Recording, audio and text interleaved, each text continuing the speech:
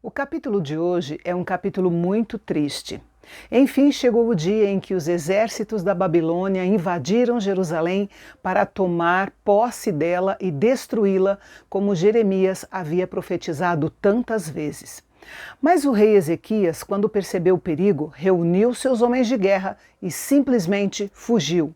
Os detalhes desse dia fatídico você confere agora no canal Bendito.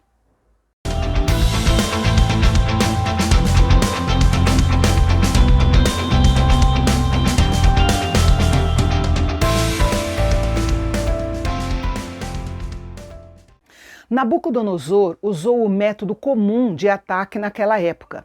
Uma vez que as cidades eram seguramente muradas, ele as sitiou. Uma cidade sitiada era cercada e todos os negócios e comércio de entrada ou saída na cidade eram impedidos. Com isso, os suprimentos da cidade iam acabando e, com a falta de comida e água, a população se renderia ou as defesas da cidade cederiam, de modo que o exército ao redor invadia a cidade enfraquecida. Com a cidade de Jerusalém, aconteceu exatamente como Deus disse por meio do seu profeta. Os egípcios não vieram em socorro de Judá e o Senhor não os libertou milagrosamente, como havia libertado dos assírios cerca de 130 anos antes. Todo o povo descobriu, tarde demais, que os falsos profetas que prometeram libertação e sucesso estavam errados e que Jeremias estava certo. O cerco de Jerusalém durou 1 ano e meio, interrompido apenas por um breve período, como nós vimos no capítulo 37. Flávio Joséfo, considerado o mais importante historiador da antiguidade judaica, descreveu a invasão da seguinte forma: o ariete fez sua última investida contra os muros.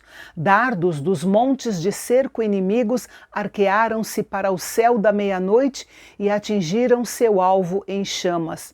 A fome já havia ceifado muitas vidas dentro dos muros.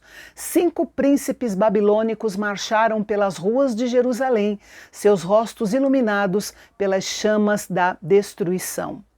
Ariete era a máquina de guerra com que se derrubavam as muralhas ou as portas das cidades sitiadas. Isso aconteceu no ano 586 a.C. Todos os oficiais do rei da Babilônia entraram e se assentaram no portão do meio, que era um espaço aberto originalmente usado como fórum ou local de julgamento e que agora dava aos generais babilônios um acampamento central, de onde eles podiam comandar ambos os lados da cidade. Jerusalém agora pertencia aos babilônios. Cada um dos nomes difíceis dos príncipes babilônicos listados tem um significado e uma história próprios, mas não é fácil dizer o que é um nome e o que é um título nessa lista. Quando o rei Zedequias e todos os seus homens de guerra tomaram ciência da situação, esperaram anoitecer e fugiram pelo caminho do jardim do rei, que estava localizado perto do tanque de Siloé. Eles fizeram isso não apenas para escapar dos babilônios, mas também na esperança de escapar do julgamento prometido por Deus contra eles. Provavelmente havia uma passagem subterrânea privada que conduzia para fora dos muros, pela qual Zedequias e seus seguidores puderam escapar sem serem percebidos até que tivessem se afastado bem da cidade. Mas, assim que a ausência deles foi percebida, o exército dos caldeus os perseguiu e os alcançou nas planícies de Jericó, não muito longe do Rio Jordão, o que já era uma boa distância de Jerusalém. Mas eles foram capturados e sua tentativa de fuga apenas tornou seu destino ainda mais amargo. Zedequias foi levado diante de Nabucodonosor e recebeu a sua sentença. Ele havia ignorado o aviso de Deus e pagou caro por isso. Seus filhos foram executados diante dele. As autoridades de Judá, que se rebelaram contra Deus e odiaram seu profeta Jeremias, também foram executados. Os babilônios não eram tão cruéis quanto os assírios, que haviam conquistado o reino do norte de Israel cerca de 130 anos antes, mas eram especialistas em certos tipos de crueldade. Eles se certificaram de que a última cena que o rei de Judá veria seria a execução dos seus filhos. Então, Nabucodonosor mandou furar os olhos de Zedequias para que ele passasse o resto da sua vida na escuridão. Depois o amarraram com grilhões de bronze para levá-lo para a Babilônia. Todas essas ações foram medidas de precaução dos caldeus. Elas diminuíram o perigo da revolta. Um prisioneiro cego, sem filhos, sem conselheiros ou amigos, era totalmente inofensivo. Jerusalém foi queimada e destruída, conforme a palavra do Senhor. A queda de Jerusalém foi um capítulo tão importante da história do povo de Deus que é relatada na Escritura 4 vezes. Nebuzaradã, o chefe da guarda de Nabucodonosor, levou cativos todos os judeus, exceto os pobres da terra. Mas eles receberam vinhas e campos para cuidar. Enfim, todas as palavras ditas pelo Senhor através do profeta Jeremias se cumpriram com todos os seus detalhes. Jeremias já era um homem idoso e devia se perguntar o que seria dele quando os babilônios finalmente conquistassem Jerusalém. Mas Deus já tinha cuidado de tudo.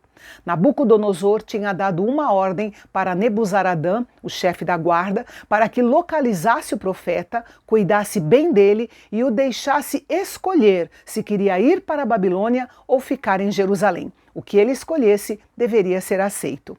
Não está muito claro como Jeremias se tornou conhecido das autoridades babilônicas. É provável que os judeus desertores que passaram para o lado dos babilônios tenham falado sobre o profeta e suas profecias. Assim, os oficiais do rei da Babilônia, ao localizarem Jeremias na prisão, mandaram libertá-lo e o protegeram e o entregaram aos cuidados de Gedalias, o novo governador da nação de Judá, com autorização para viver entre o povo. Esta foi uma demonstração da graça de Deus, mesmo no contexto de um julgamento terrível. Antes que Jeremias saísse da prisão, ele recebeu uma mensagem da parte do Senhor que deveria ser entregue a Ebed-Meleque, o etíope. Ele havia resgatado Jeremias quando o profeta estava à beira da morte dentro da cisterna, como nós vimos no capítulo anterior. Deus mandou Jeremias dizer a ele que, embora a destruição de Jerusalém fosse certa, também seria certo o seu livramento, porque ele colocou a sua confiança em Deus. De fato, foi preciso muita coragem para Ebed-Meleque se opor aos príncipes de Judá e ter a permissão do rei para libertar Jeremias da cisterna. Mas esse risco e sua coragem foram recompensados. Isso mostra que não era preciso ser um profeta famoso para receber a graça de Deus em meio ao juízo divino. Ela também foi estendida a um homem gentio, um servo do rei, mas que confiou em Deus.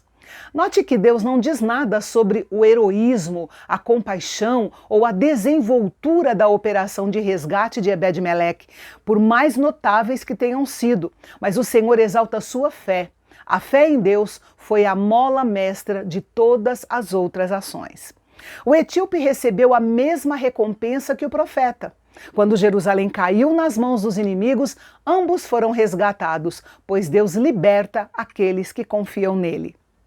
Jeremias estava em Ramá, quando por algum motivo ele foi parar entre os judeus que estavam sendo acorrentados e levados para o exílio. Será que o profeta do Senhor também acabaria na Babilônia? Esse é mais um capítulo da história de Jeremias que eu vou compartilhar com você amanhã aqui no canal Bendito, o canal de Fala Fácil. Até lá!